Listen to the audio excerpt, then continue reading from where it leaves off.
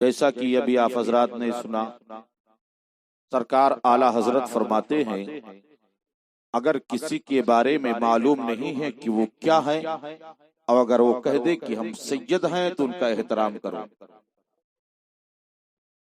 ان کا احترام کرو۔ ہمارے پاس اتنا علم نہیں ہے، اتنی جانکاری نہیں ہے کہ ہم کسی کی ذات کو ناپیں۔ کوئی تھرمامیٹر نہیں ہے کہ ناپ لے ہمیں کیا ہے۔ تو جو کہہ رہے ہیں ہم اس کو مانیں گے، یہ ہم نہیں کہہ رہے ہیں بلکہ بریلی کا قلندر بول رہا ہے، بریلی کا تاجدار بول رہا ہے، سنیوں کا امام بول رہا ہے، اہل سنت کی پہچان بول رہا ہے۔ کیا بول رہا ہے؟ تیری نسل پاک میں ہے بچہ بچہ نور کا، تیری نسل پاک میں ہے بچہ بچہ نور کا، تو ہے عین نور تیرا سب گھرانہ نور کا۔ حضرات، سرکار اعلی حضرت نے یہ نہیں کہا تیری نسل پاک میں ہے بچہ بچہ نور کا، نور کا کہا، حضور کا نہیں کہا، علی کا نہیں کہا، فاطمہ کا نہیں کہا، نور کا کہا۔ نور کا کس لیے کہا؟ اس لیے کیونکہ مصطفیٰ نور ہے خدا کے۔ مصطفیٰ فرماتے اول ما خلق اللہ نوری، رب نے سب سے پہلے مخلوق میں میرے نور کو بنایا۔ تو جب ایک کائنات تھی نہیں، جب یہ دنیا تھی نہیں، زمین و آسمان تھے نہیں، ذات تھی خدا کی، بننے والے مصطفیٰ، تو اب بنیں گے کس چیز سے؟ پوری کائنات میں جتنے انسان رہتے ہیں سب بنے مٹی سے، اور مصطفیٰ بنے خدا کے نور سے۔ اسی نور کا حصہ جب آمینہ کو ملا، اسی نور کا حصہ جب فاطمہ کو ملا، تو فاطمہ کی گود میں پھول چمکا حسن، پھول چمکا حسین، اور جب وہی پھول مہکا تو وہ پھول پوری کائنات میں پھیل گیا۔ کوئی غوث اعظم بن کر کے چمکا، کوئی غریب نواز بن کر کے چمکا، کوئی محبوب الہی بن کر کے چمکا، کوئی مختوم سمنا بن کر کے چمکا، کوئی مختوم ماہم بن کر کے چمکا، کوئی کچھ بن کر کے چمکا۔ ہندوستان کی دھرتی کے اوپر کوئی وارث پاک بن کر اور چمکتے رہے، ساتھ ساتھ اسلام بھی بڑھتا، ساتھ ساتھ اسلام بھی چلتا رہا۔ حضرات، اسلام اور آل رسول کا جو رشتہ ہے وہ کسی کا نہیں۔ اسلام اور آل رسول کا جو رشتہ ہے کسی کا نہیں ہے۔ آپ پوچھیں گے کیسے؟ ہمارے گھر میں ایک بچہ بیمار ہم اس کو ڈاکٹر کے پاس لے کر کے جاتے ہیں، ڈاکٹر کیا کہتا ہے؟ اس کی بیماری اتنی خطرناک ہے کہ اس کو جب تک خون نہیں دیا جائے گا بچانا مشکل ہے۔ گاؤں والے آگے بڑھتے ہیں، ہم اپنا خون دیں گے، رشتہ دار بڑھتے اپنا خون دیں گے۔ ڈاکٹر کہتا پہلا گروپ چیک کیا جائے گا، جب تک گروپ نہیں ملے گا خون نہیں دیا جا سکتا۔ ٹھیک ہے، گروپ چیک ہوا، نہیں ملا، ہٹا دو۔ ایک آیا، دو آیا، تین آیا، آتے رہے جاتے رہے، بعد میں آخر میں سگا بھائی بڑھا۔ ڈاکٹر صاحب میرا خون، گروپ چیک کریں گے، گروپ چیک کیا، خون مل گیا۔ بھائی نے کہا میرے جسم کا ایک قطرہ خون نکال کر کے میرے بھائی کو چڑھا دیا جائے، میرے بھائی کی جان کو بچا لیا جائے۔ کربلا کے میدان میں جب یزیدیت نے اسلام کو للکارا تو کربلا کے میدان میں بہت بڑھے، لیکن اسلام نے کہا مجھے تو حسین کا خون چاہیے۔ اسلام نے کہا مجھے حسین کا خون چاہیے۔ جب تک کربلا میں حسین شہید نہیں ہوئے ہیں یزیدیوں کے تلوار کی پیاس نہیں بجھی ہے، جب تک حسین کا خون نہیں بہایا گیا ہے یزیدیت کی تلوار ٹھنڈی نہیں ہوئی ہے، کیونکہ اسلام کی کیاری کو حسین کا خون پیارا تھا اور اسلام للکار کر کے کہہ رہا تھا اے دنیا والو، جس نانا کی انگلی کو پکڑ کر کے حسین نے چلنا سیکھا ہے، اسی نبی کے گود میں ہم نے پرورش پائی ہے، اسی نبی کے انگلی کو پکڑ کر کے ہم نے دنیا میں چلنا سیکھا ہے۔ ایک گود میں اگر حسین کھیل رہے تھے تو دوسرے میں اسلام کھیل رہا ہے۔ واہ واہ واہ، ماشاءاللہ ماشاءاللہ، زندہ باد، نعرہ تکبیر، نعرہ رسالت، مسلک اعلی حضرت، داستان کربلا، نعرہ تکبیر، نعرہ رسالت، واہ واہ واہ واہ، ماشاءاللہ، زندہ باد ہے، زندہ باد۔ اسلام ہے کیا؟ واہ واہ، آپ مسلمان نہ دیکھیں، مسلمان ظالم بھی ہو سکتا ہے، جابر بھی ہو سکتا ہے، گناہگار بھی ہو سکتا ہے، عیار بھی ہو سکتا ہے، مکار بھی ہو سکتا ہے، جھوٹا بھی ہو سکتا ہے۔ مسلمان نہ دیکھے، اسلام دیکھے۔ مسلمان تو کچھ بھی ہو سکتا ہے، بہت سارے اسلام کو بدنام کرنے کے لیے صرف کلمہ ہی پڑھ لیتے ہیں، اپنے آپ کو مسلمان ظاہر کرتے۔ اسلام دیکھیں، اسلام ہے کیا؟ وہ اسلام ہندوستان کی دھرتی کے اوپر پہنچا اور اس وقت ہندوستان کا بادشاہ اورنگزیب عالمگیر، بادشاہ اورنگزیب عالمگیر نے اپنا ایک حکمراں گورنر بنارس بھیجا۔ برہمنوں کی دھرتی ہے بنارس، بنارس کی دھرتی کے اوپر بادشاہ اورنگزیب عالمگیر نے اپنا ایک ہلو کو تھوڑا کم کرو۔ بنارس کی جو دھرتی ہے یہ برہمنوں کی دھرتی، برہمن کی دھرتی ہے، پنڈتوں کی دھرتی۔ اس دھرتی کے اوپر بادشاہ اورنگزیب عالمگیر نے اپنا حکمراں بھیجا جس کا نام تھا محمد ابراہیم۔ اب یہ جب بنارس پہنچا تو وہاں حکمراں مقرر ہوا تھا، گورنر تھا وہاں کا۔ یہ مسلمان تو تھا لیکن اسلام کی مکمل روشنی اس کے اندر نہیں۔ نکلا گھر سے باہر گھومنے کے لیے، اسی بنارس کے اندر ایک پنڈت تھے جن کا نام تھا رام لال۔ ان کی ایک حسن و جمال کی پیکر پری صفت بیٹی تھی جس کا نام تھا شکنتلا دیوی۔ وہ شکنتلا دیوی اسنان کرنے کے لیے گنگا ندی کے اندر گئی تھی اور اسنان کر کے جب وہاں سے اپنے گھر کی طرف واپس آنے لگی تو نظر پڑی اس گورنر محمد ابراہیم کی۔ جیسے دیکھا دیوانہ ہو گیا، بوڑھا تھا، پاگل ہو گیا۔ آیا گورنر ہاؤس، سپاہیوں کو بلایا، بلانے کے بعد وہ کہا پتہ لگاؤ یہ بیٹی کس کی ہے۔ لوگوں نے بتایا کہ یہ پنڈت رام لال کی بیٹی ہے۔ کہا جاؤ اس پنڈت رام لال سے کہہ دو کہ اپنی بیٹی کا ڈولا میرے دروازے تک پہنچا دے اور پہلے اس کو میرے دربار میں بلا کر کے لاؤ۔ سپاہی گئے، پنڈت رام لال سے بتایا چلو تم کو حاکم نے بلایا ہے۔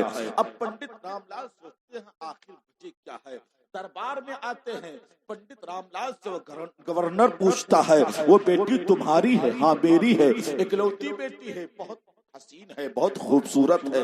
ایسا کرو اپنی بیٹی کا ڈولا سجا کر کے میرے دربار تک پہنچا دو، میری دہلیز تک پہنچا دو۔ ہاتھ جوڑ کر کے پنڈت رام لال کھڑے ہو جاتے ہیں، کہتے ہیں مہاراج چھما چاہتا ہوں، میں نے سنا ہے کہ اسلام بہت پوتر مذہب ہے، بہت پوتر دھرم ہے، یہ آپ کیا کر رہے ہیں؟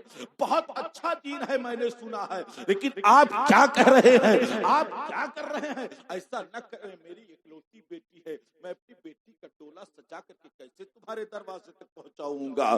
لیکن گورنر کہتا ہے عیاشیوں میں ڈوبا ہوا تھا، شراب کے نشوں میں ڈوبا ہوا تھا، کہتا ہے سن، اپنی بیٹی کا ایک ہفتے کے اندر ڈولا سجا کر کے میری دہلیز تک पहुंचा दे। पंडित रोता हुआ अपने घर पे गया है।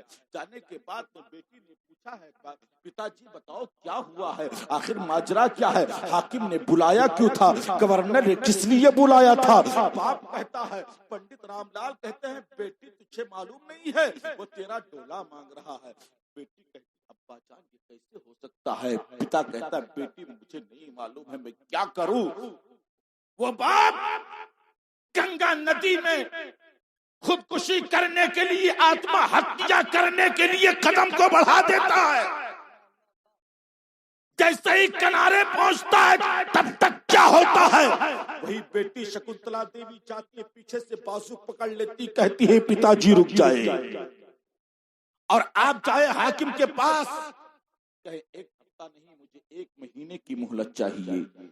मेरी इकलौती बेटी है, उसके डोले को बहुत अच्छे तरीके से सजाना है। ठीक है।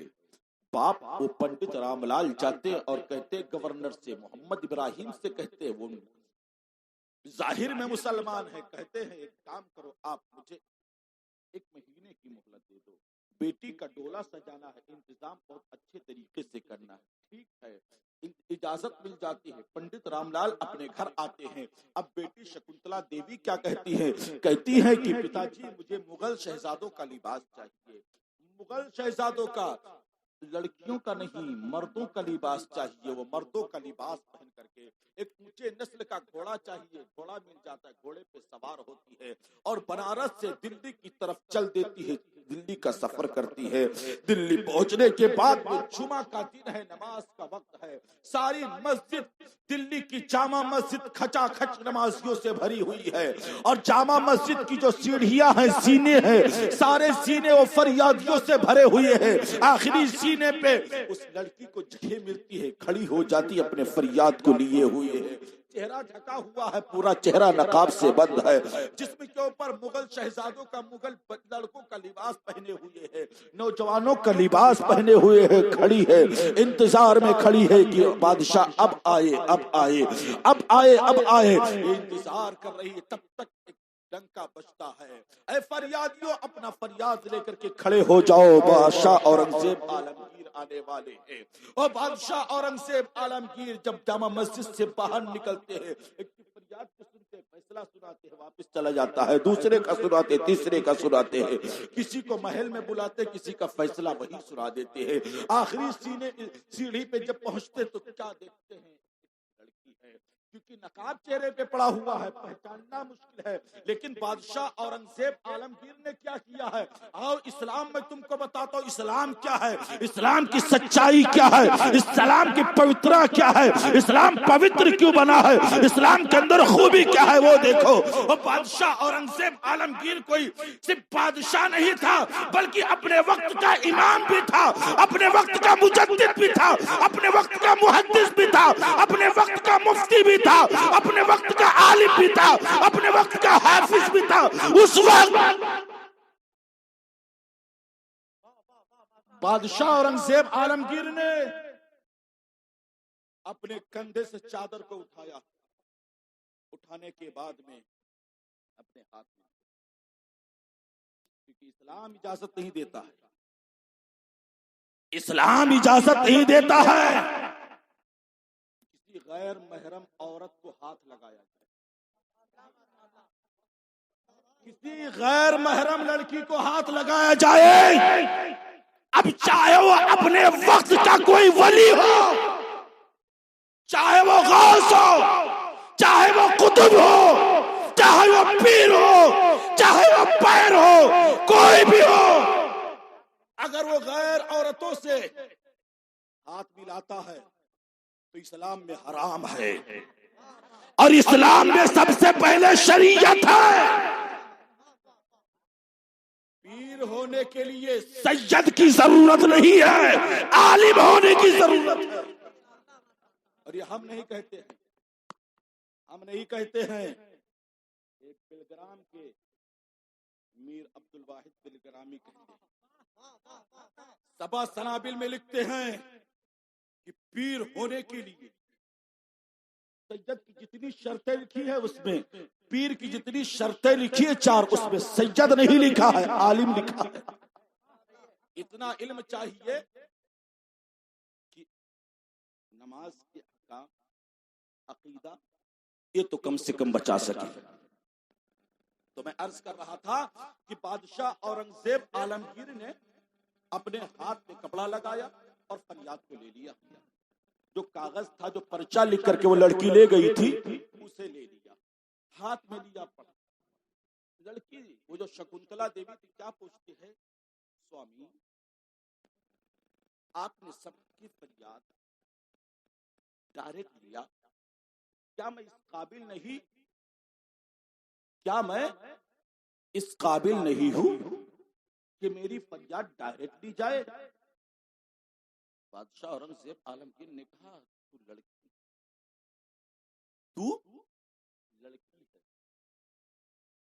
لڑکا نہیں ہے. چہرہ ڈھکا ہوا ہے، کپڑ پہ بدن پہ مردوں والا لباس ہے، لیکن کہتے تو لڑکی نہیں، لڑکا نہیں ہے، لڑکی ہے. اسلام اجازت نہیں دیتا ہے کسی غیر محرم عورت کو ہاتھ لگایا جائے. پڑھا، کوئی جواب. محل میں سپاہیوں سے کہا اس لڑکی کو محل میں فیصلہ محل میں سنایا جائے گا. 3 دن تک وہ لڑکی بادشاہ کے محل میں رہی، کوئی فیصلہ نہیں ہوا، کچھ نہیں بتایا. آخر میں تیسرے دن اس لڑکی نے پوچھا، بادشاہ سلامت، مہاراج، سوامی، میں ایک فریاد لے کر آئی تھی انصاف کے لیے، آپ نے کچھ نہیں بتایا ہے، کوئی فیصلہ نہیں سنایا ہے. تو بادشاہ اورنگزیب عالمگیر نے کہا، بیٹی تو اپنے گھر واپس جا، اپنے پتا پنڈت رام لال سے کہہ دینا میرے حاکم نے، میرے گورنر نے جو تجھے تاریخ دی ہے اس تاریخ پہ تیرا ڈولا سجا کر کے گورنر ہاؤس تک پہنچا دے. لڑکی سوچتی ہے ماجرا کیا حضور، ایسا سوچتی ہے دل کے اندر. یہ دنیا کا دستور ہے، ہر کوئی اپنے حق میں فیصلہ سناتا ہے. انہوں نے اپنے گورنر کے حق میں فیصلہ سنا دیا ہے. وہ لڑکی شکنتلا دیوی بنارس آ گئی. پتا نے پوچھا، بیٹی کیا ہوا، کہاں گئی تھی؟ کہا ہندوستان کے سوامی کے دربار میں گئی تھی انصاف لینے کے لیے. میں نے بات سنا تھا کہ ہندوستان کا جو سوامی اورنگزیب عالمگیر ہے انصاف کرتا ہے، نا انصافی نہیں کرتا ہے. بیٹی کیا ہوا؟ پتا جی وہی ہوا جو دنیا کا دستور ہے، اپنے گورنر ہاؤس، اپنے گورنر کے حق میں فیصلہ سنا دیا اور کہا جا کر کے اپنے پتا سے کہہ دو تمہارا ڈولا سجا کر کے پہنچا دے. آپ گھبرا گیا. بیٹی نے کہا پتا جی لیکن میں اتنے 3 دن میں دلی کے اندر رہی، 3 دن تک، 3 دن کے اندر اس سوامی نے مجھے 16 مرتبہ بیٹی کہہ کر کے 16 مرتبہ بیٹی کہہ کر کے پکارا ہے. میں دیکھنا چاہتی ہوں کہ منہ بولی بیٹی کی عزت کو منہ بولا باپ کیسے لٹتی ہوئی دیکھ سکتا. منہ بولی بیٹی. اورنگزیب مسلمان ہے، شکنتلا دیوی جو ہے وہ برہمن ہے، ہندو ہے، لیکن کہتی میں دیکھنا چاہتی ہوں منہ بولی بیٹی کی آبرو کو الٹتے ہوئے منہ بولا باپ کیسے دیکھتا ہے. پتا جی میرا ڈولا سجایا جائے، مجھے دلہن بنایا جائے. اس لڑکی کو سجایا گیا ہے، سوارا گیا ہے، خوشبو لگایا گیا ہے، اس لڑکی کے سر میں پھول لگائے گئے ہیں. سج سنور کر کے وہ لڑکی ڈولے کے اندر بیٹھتی ہے. ڈولی اٹھ کر کے جب چلتی ہے دربار کے قریب پہنچتی ہے تو وہ محمد ابراہیم جو گورنر بنا ہوا ہے نا، داڑھی پہ سفید داڑھی پہ کالا خضاب بھی لگا لیا ہے، جو جوان بن رہا ہے، دربار سے اپنے باہر نکلا ہے گورنر ہاؤس سے اور خیرات لٹا رہا ہے، صدقے لٹا رہا ہے، سکے دے رہا ہے، سونے کے لوگوں کو دے رہا ہے، لے جاؤ لے جاؤ، وار کر کے لٹا رہا ہے، ڈولے کے اوپر سے پھینک رہا ہے. فقیر آئے ہوئے ہیں، مانگنے والے جھولی پھیلا کر کے خیرات لے کر کے جا رہے ہیں. ایک دروازہ نکلے، 2 دروازہ نکلے، 3 دروازہ نکلے، آخری دروازہ آخری دروازہ آیا، اب اس کے قیام گاہ میں پہنچنے والا ہے، تب تک چاہتے ایک بہت ضعیف، بہت بوڑھا، کمزور فقیر آ گیا، پیر لڑکھڑا رہے ہیں، چل نہیں پا رہا ہے، لیکن چہرے میں روب وہی ہے، جلال وہی ہے، نقاب ہے چہرے پہ، پہچاننا مشکل ہے، دامن کو پھیلا دیا، حضور مجھے بھی عطا کریں۔ کیا جو غریب جو بعد میں آئے اسے کچھ نہ ملے؟ تو گورنر نے کیا کہا محمد ابراہیم نے؟ اس زمین سے پڑے ہوئے سکے اٹھا، تو اس بوڑھے فقیر نے کہا میں وہ فقیر نہیں ہوں جو زمین سے سکے اٹھاؤں، میں وہ فقیر نہیں ہوں جو زمین پہ پڑے ہوئے سکے اٹھاؤں، تمہارے ہاتھ سے لوں گا۔ دامن پھیلا ہوا ہے جھولی نے، جیسے وہ اپنے جیب میں ڈالا ہاتھ، سکے نکالا اور جھولی میں ڈالنا چاہ، دامن میں چھوڑ دیا، زمین پہ چلے گئے، پھر پھیلا دیا، مجھے کہا زمین سے زمین سے نہیں اٹھ لوں گا، دوسری مرتبہ پھیلایا، پھر جیسے ڈالا زمین پہ گرا دیا، تیسری مرتبہ پھر پھیلایا، اور وہ بوڑھا گورنر اپنی جیب میں ہاتھ ڈالا، جیسے ہی سکے ڈالنا چاہتا تھا دامن کو چھوڑ دیا، اور کھینچ کر کے اتنی تیز تماچا مارا کہ وہ چکا چوند ہو گیا، اور جب چہرے سے نقاب ہٹایا فقیر نے تو کوئی اور نہیں تھا، وہ ہندوستان کا بادشاہ اورنگزیب، بادشاہ اورنگزیب عالمگیر زندہ باد، زندہ باد۔ اب یہ پریشان ہو گیا، پسینہ پسینہ ہو گیا، خوف سے تھر تھرانے لگا۔ بادشاہ اورنگزیب عالمگیر نے کہا محمد ابراہیم میں نے تجھے اسی لیے بھیجا تھا کہ رعایا کی بیٹیوں کے اوپر غلط نظر ڈال، میں نے تجھے عزت آبرو لوٹنے کے لیے نہیں بھیجا تھا، بلکہ رعایا کی عزت کی حفاظت کے لیے بھیجا تھا، رعایا کی عزت بچانے کے لیے بھیجا تھا، وہ چاہے غریب کی بیٹی ہو، چاہے امیر کی بیٹی ہو، چاہے کالے کی بیٹی ہو، چاہے گورے کی بیٹی ہو، چاہے برہمن کی بیٹی ہو، چاہے کسی برادری کی بیٹی ہو، چاہے ہندو کی بیٹی ہو، چاہے مسلم کی بیٹی ہو، چاہے سکھ کی بیٹی ہو، چاہے عیسائی کی بیٹی ہو، کسی کی بھی بیٹی ہو، تیرا فرض ہے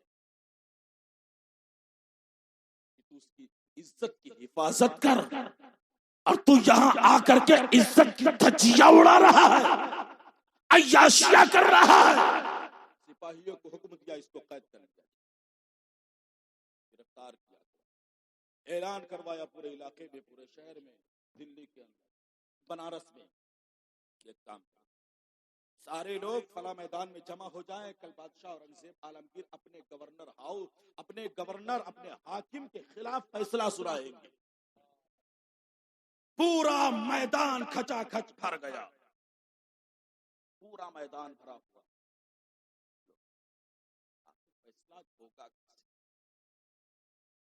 وہ لڑکی غیر مسلم ہے نا، ہندو ہے، برہمن ہے، کیا اس کے حق میں فیصلہ سنائیں گے یا اپنے گورنر مسلمان کے حق میں فیصلہ سنائیں گے؟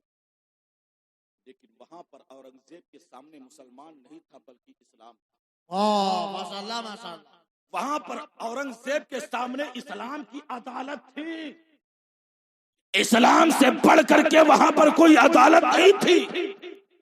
آج ہے نا جج کرسی پہ بیٹھا ہوا ہے، ان دو، ان کا فیصلہ ان کے حق میں، ان کا فیصلہ ان کے حق میں۔ گاؤں کا حال کیا ہے؟ کسی بھی برادری میں ہو، کسی بھی خاندان میں ہو، کسی بھی قوم میں ہو، کسی بھی دھرم میں ہو، آج حال کیا ہے گاؤں دیہاتوں میں یا شہروں میں؟ آپ ایک چائے پلا دے، صبح سے شام تک اس کو جھوٹ بلوائے، صبح سے شام تک کسی بھی کے خلاف بھی بولنا ہو وہ بول دے گا، جھوٹ بول دے گا۔ لیکن بادشاہ اورنگزیب عالمگیر کے لیے سب سے بڑی عدالت اسلام کی عدالت، مصطفیٰ کی شریعت کی عدالت تھی۔ بادشاہ اورنگزیب عالمگیر نے دو حاکم میدان میں حکم دیا، اب وہ قیدی جو گورنر تھا اس کو پہنچایا گیا، بیچ میدان میں کھڑا کیا گیا، اور دونوں ہاتھیوں کے ایک ایک پیر میں زنجیریں باندھی گئی، اور وہ دونوں زنجیریں اس گورنر کے دونوں پیر میں باندھی، بادشاہ اورنگزیب عالمگیر نے سپاہیوں کو حکم دیا ہاتھی کو دوڑاؤ.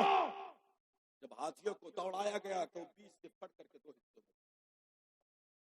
اور بادشاہ اورنگزیب عالمگیر نے کہا یہ ہے انصاف، جس نے کسی کی بیٹی پہ غلط نگاہ اٹھائی ہے اس کی یہ سزا ہے، دنیا میں رہنے کا کوئی حق نہیں.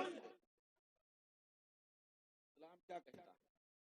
اگر کوئی شادی شدہ ہے اور کسی کی عورت کے ساتھ میں غلط کام کرے نا تو اس کو پتھر مار مار کر کے مارو، جب تک وہ مر نہ جائے تب تک پتھر مار.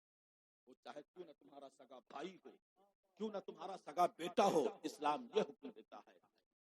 پنڈت رام لال بادشاہ اورنگزیب عالمگیر وہاں سے اٹھے، انصاف ہو گیا، فیصلہ ہو گیا، سزا ہو گئی.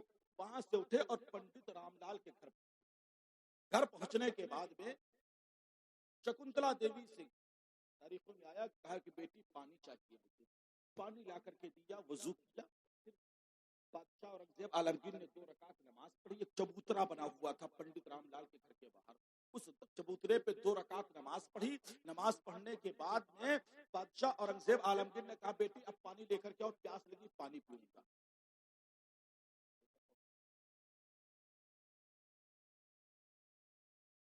پنڈت رام لال کے چبوترے پہ بیٹھ کر کے کہا بیٹی شکنتلا دیوی پانی پیوں گا، پیاس لگی.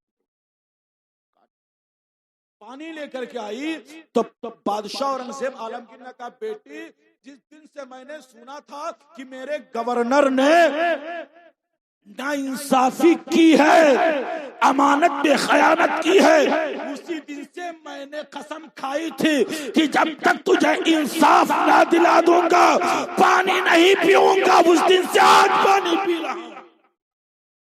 حاکم ایسا ہونا چاہیے، دیش کا رہنما ایسا ہونا چاہیے، اپنا دیکھا نہ بیگانہ جو انصاف تھا وہ سنایا.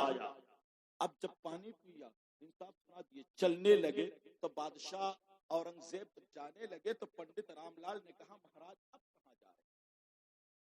واپس آئے.